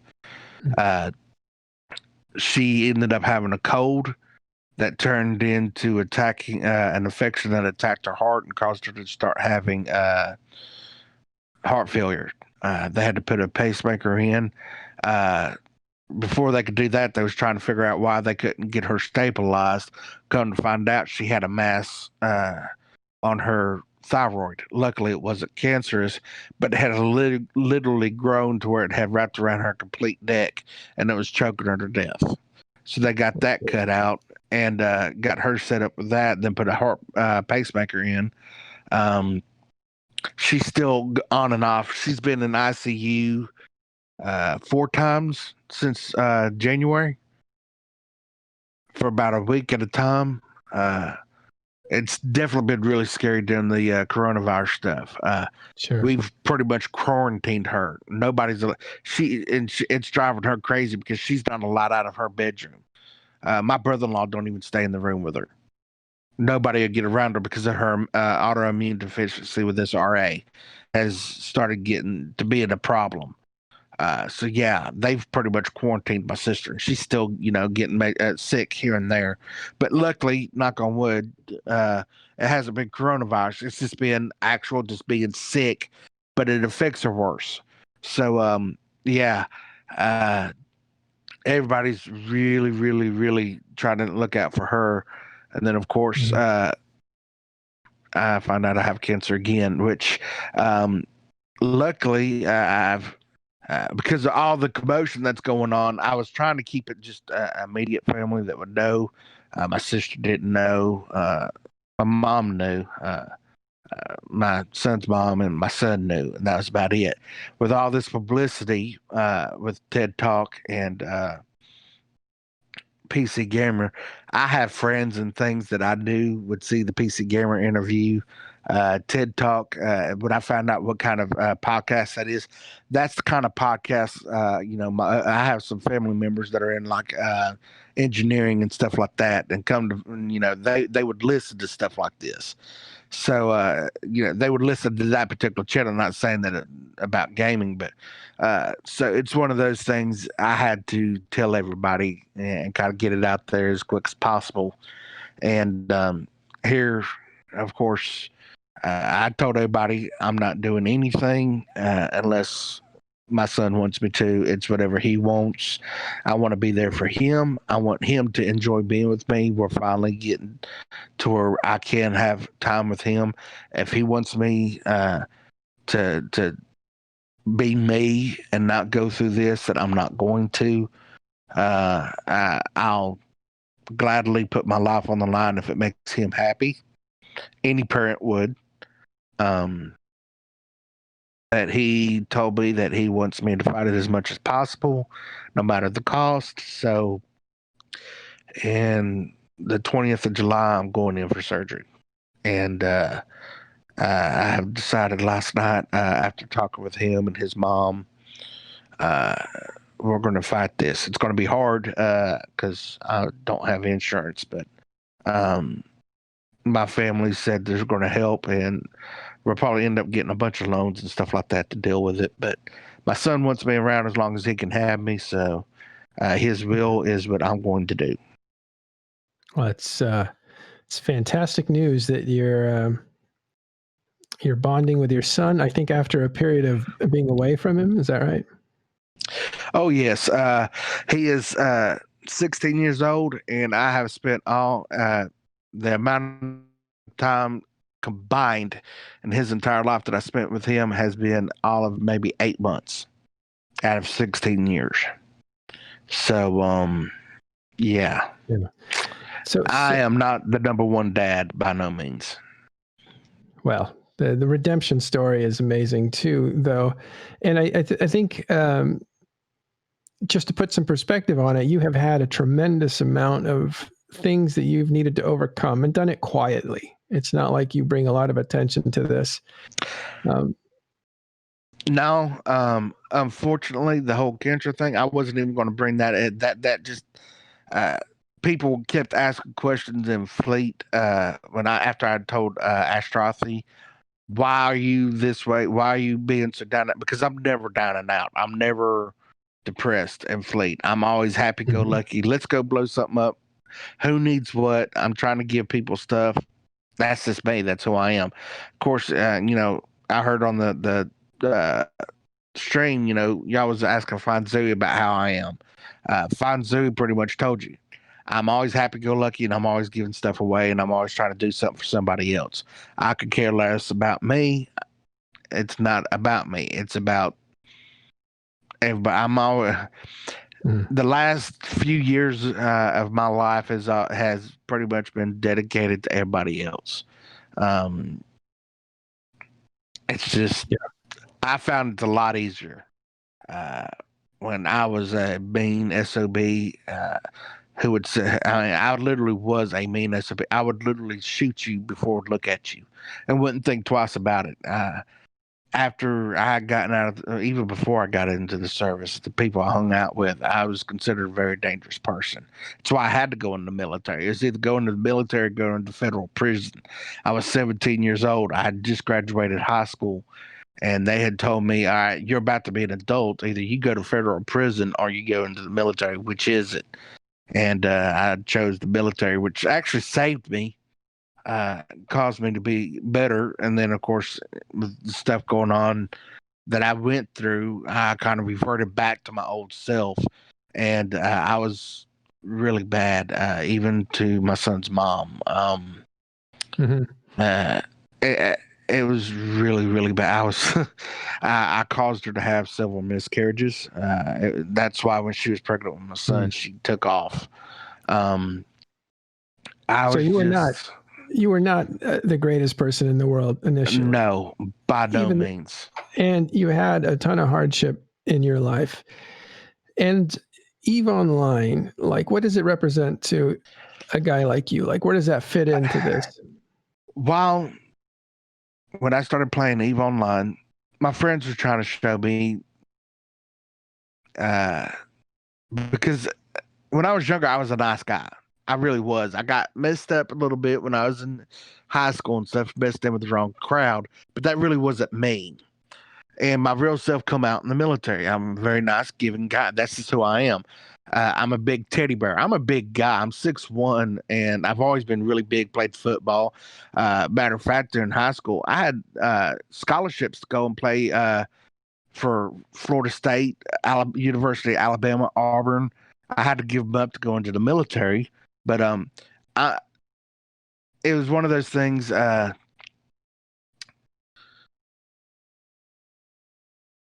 All the stuff that I've been through made me a very evil person. And then when I get into EVE, I saw, my friends trying to tell me, hey, man, you don't have to be that. Come here. Get rid of your stress on this game. We blow up things. Let's just have fun. These are your military. These are military friends, right? Yes, these are my military buddies that get me on this. And they're telling me, let's just have fun. Then I get in there, and of course, everything's show. And I start saying, it's basically life. People, in EVE, they'll kill you, but yet there's also, in return, they'll teach you things while doing it. And it slowly actually started bringing my old self back out again to where, because I could relieve all this stress and pressure and everything else by doing fun stuff and actually learning this stuff. It was like, wow, I can be a better person just by playing this game. And it started changing me, literally, slowly and surely. Building things and then watching it destroyed and stuff, it gave me a certain peaceful satisfaction. I know it might sound crazy and stupid, but it really did. It gave me a means of being able to look at life in a different way, to see, everything's going to be built, everything's going to be destroyed, but how are you going to do it? Yeah. Are you going to do it hatefully, or are you going to do it, in an enjoyment and fulfilled way? And I kind of. It sounds like, if I can comment on this without having the experience that you've had, that you had a rough life, that you went through a terrible time, or you adapted to the situation, became a terrible person to match the terrible times that you were in. And it's EVE Online, it maybe is like gardening, in that you found something that you almost use as meditation. Yes, pretty much. Now, mind you, growing up, I had a wonderful life. Don't get me wrong. None of this really started coming out until after the military, and saying everything that I went through. Yeah. Sorry. Now, mind you, my dad was a pastor. My mom was a school teacher. I had a family that loved me. We would do things. We always spent the weekends and had fun and stuff. My dad made it a fact that him and my mom both would never work on a Friday night. They were at every single one of my football games. If I had my parents were there. My parents left me. My grandparents were always there. So it was war. It was war. It was military and war. Yes. Now, like everybody in high school, you make your own rebellious choices, and I did fall into the wrong crowd. And I took into that wrong crowd pretty well, but that was all my choices. It wasn't necessarily my family's, and that's what caused me to go in the military. Which eventually I would have probably more than likely have went in anyway, because I always wanted to be in the military. That was a dream of mine from a very early age. So when they sat there and said, "Go to prison or go in the military," I'm like, "Are you trying to punish me?" I've always wanted to go. Heck yeah, I'll go in the military. That was the one thing I always wanted to do. Of course, I didn't say that to them or to my lawyer at the time. It was like, yeah. Oh, by all means, Your Honor, I will take my punishment and I will go in the military. In the back of my head, like, hell yeah, I get to go blow stuff up and get paid for it. I'm thinking, in the back, fun, right? Which it wasn't. It wasn't fun. I loved the military. I would not change my decisions of going into the military. Mhm. War's a war. Everybody's going to have a hard time with war. If Okay. you ever, it's an unfortunate side effect of being in the military. There's people that's been in the military that never had to go to war. So there's spent their entire career and never had an issue. And Yeah. It was a great experience. You travel, you meet a lot of different people, you get to Right. blow stuff up. I mean, Real stuff. I mean, yeah. But- I mean, you literally get to real life blow stuff up. I mean, it's Well- really fun. Well, it depends on what you're blowing up, I suppose. But you, Well, yeah. When you came out of that and you ended up, your military buddies brought you into EVE Online. Obviously, you started liking the ships and building them, and so it seems to most me definitely. yeah, you found a way to use EVE as kind of a meditation. It seems like, but I don't want to put words in your mouth. Oh, that's exactly what it was. The very first ship I saw that I fell in love with was Drake. And that was the very first blueprint I bought. And that was the very first ship I built. Okay. I mean, I know they said the Nidhogger is ugly, but I mean, come on, look at the Drake and the Nidhogger. They're really beautiful ships. And I mean, literally, the first capital ship I ever bought and trained into, and the first BPCs that I ever bought to build a capital ship was for the Nidhogger. I didn't care what anybody thought. I mean, to me, I wanted that ship, and I was going to train into it, even if I never flew it right. It was sexy, and I wanted it, and bought every kind of skin I thought that looked good on it, just because I wanted it painted pretty. It was like showing off your beautiful wife. I mean, to me, my ships are like my beautiful wife. I will show them off. I will paint them up, make them look pretty, and say, "Hey, look at me!" It's my arm candy in game, and it's just. Oh, I'm telling you, man, it's absolutely just. Okay, great. so we have to wrap up. We're running a bit late here, but wanted to give you as much time as we could. So this great thing happens, and people come out and celebrate you. Again, you're known as somebody who's been very humble and helping other people at all times, but you end up having a reoccurrence of cancer, which is at this point, I believe, looks terminal. People realize that, and they come out to show you how much they appreciate a fellow EVE player. And this is one of the few times we get to tell somebody that when they're still with us. Sometimes people just disappear, and we have vigils for them when they're gone. But you're still here, and you can see the amount of appreciation that would have been there for you had you gone. In that sense, what does that feel like from coming from EVE Online? Words can't explain. And there's just no words for it. Matter of fact, it makes me kind of wish I could actually see what my funeral would look like in EVE before I actually do pass away. Just because of the simple fact that I guarantee that would be amazing. If people did this for my birthday and I'm still alive, what in the world would happen if everybody found out I passed away and actually showed up for that? I do have to say, when they was doing the different monuments and stuff on CCP Friday, I did see one where they had little containers. They did the containers. It was a Eve graveyard is what they called it. I do plan on actually at one point in time going out there and taking one of my Chappy 78 corpses and putting them out there in that graveyard before I leave Eve, just so I know for a fact he will get out there. Right, the player made memorial because I want him out there. I want a part of me to where I know I'll always be a part of Eve. I know I'll never get a monument put after me. I'll never get a war put after me. I know people had picked and played about the whole World War Chappy. That's not going to stick. I mean, let's be realistic. Nobody's ever going to name anything after me. This is not going to happen. But I love Eve so much. I want a piece of me in Eve. So I do want to get my body out there in there at some point in time. Oh, I'm fairly certain that is going to happen regardless of whether you do it yourself or not, dude. Like, you can guarantee that.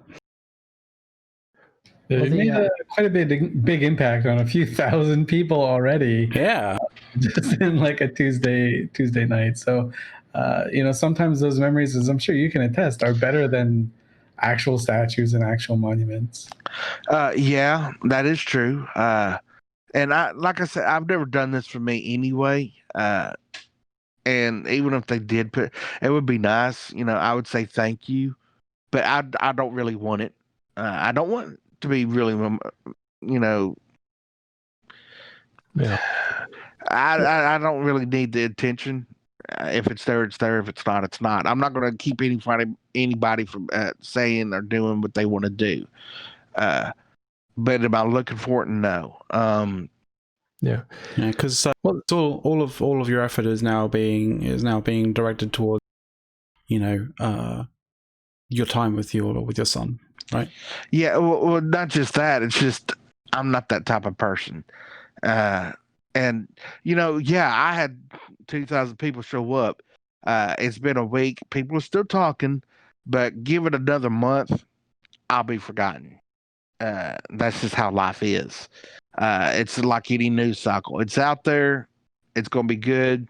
I mean, there for a while, I was like top person on Reddit.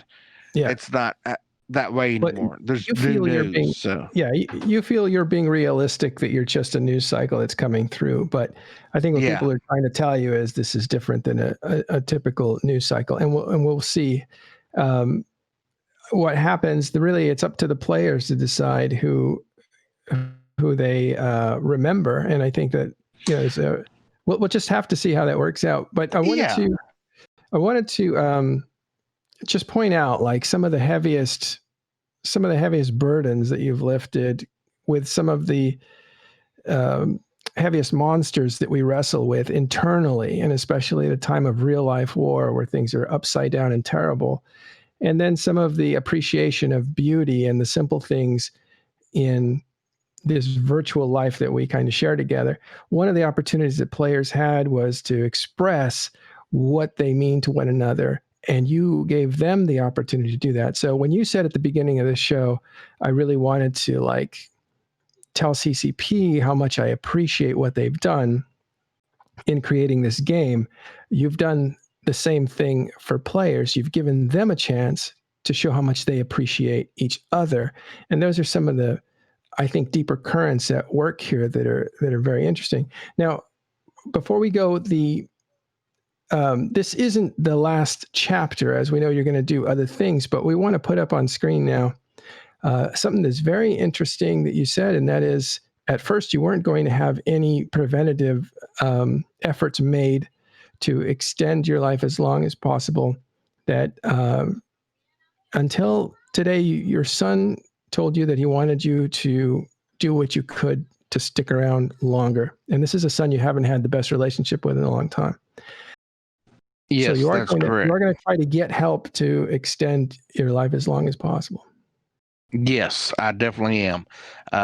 He wants me to. He's finally gotten me in his life, and he's wanting me to be there as long as possible. All my choices that I've made and all the things that I've said up till now was for the simple fact that I didn't want to be sick and not be able to spend good quality time with him. It was all basically me saying, me planning to be there for him as much as I could, the best way I could. But when he told me, and that was not even giving him the option, I felt that I should give him the option. I didn't have the option with my dad. It was all the decisions was made by him and my mom, and that was it. Which, parents do things for their kids. So, we have to go by whatever choices we can do that we think is best for our kids. Unfortunately, I thought that I should not do that and do it on my own. But when he said he wanted me to be around, I couldn't deny that to him. So, yeah, I'm definitely going to be there. You're going to do it for him.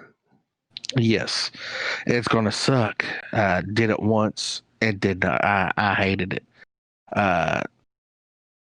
Doing it a second time, and it's going to be a lot more invasive this time.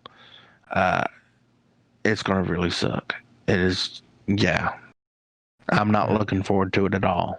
But again, it seems to be a theme with you taking on hardship for other people, especially the ones close to you. And I know you don't ask for help, but we're going to do this anyway. We're going to put something on the screen now. This is something that people put together for you to help fundraise. Is that right? Actually, I'll put it together because I want to try to post it as much as I can. I have no insurance, so yeah, I'm going to need help.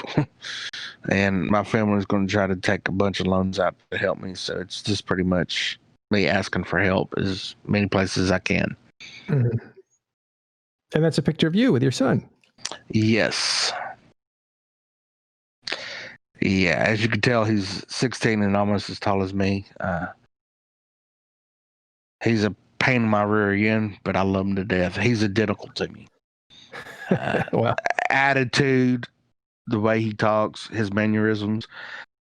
The boy never knew me, and the first couple times we met, he couldn't stand it that I was finishing the sentences, and he's like, "Why are you doing it?" I said, "Because you say everything just like I do." I said, "It's very annoying," and he goes, "Tell me about it," and we just argued about how much alike we were.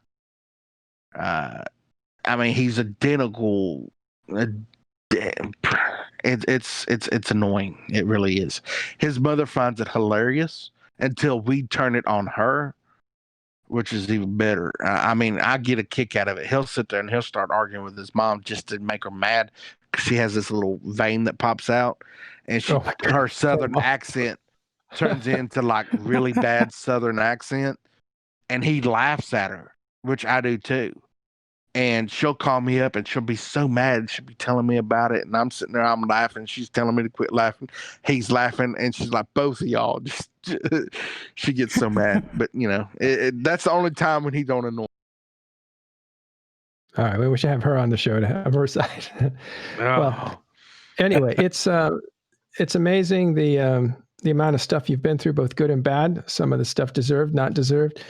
Some of the stuff that you've worked for to try to make things right. It's redemption to me is always a great bittersweet story. So it's really nice to meet you and to have you on the show to tell your story. And it's an amazing fact that you're just one of hundreds of thousands of players in this game, all of which have their own unique stories, all combining in this virtual world. And it's nice that we got to know you and to see you on the field, and we'll see you again coming up here soon. And as you go through some recovery methods. So good luck with that. We really, really wish you well. I appreciate it. Sorry, but I had a computer glitch or phone glitch all of a sudden. I apologize, but I appreciate it. And thank you for having me. I appreciate it. It means a lot. Thank you. Thank you, Chappy.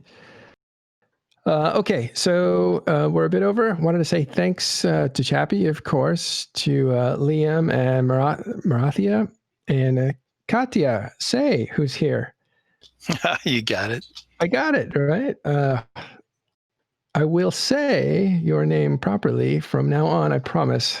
So, Elise, McLeod, and Ty Tellis, thanks for hanging out with us today.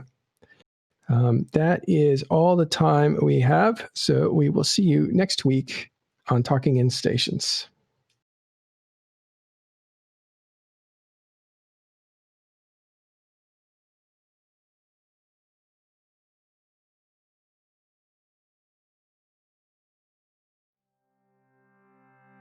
Yep, there we go.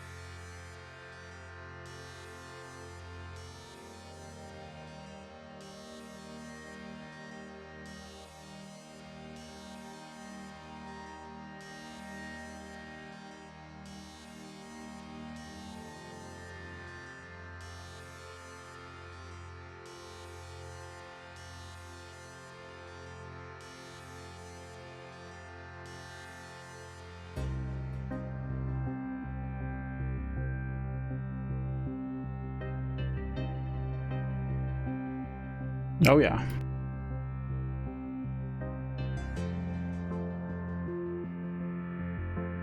You never know. You never know.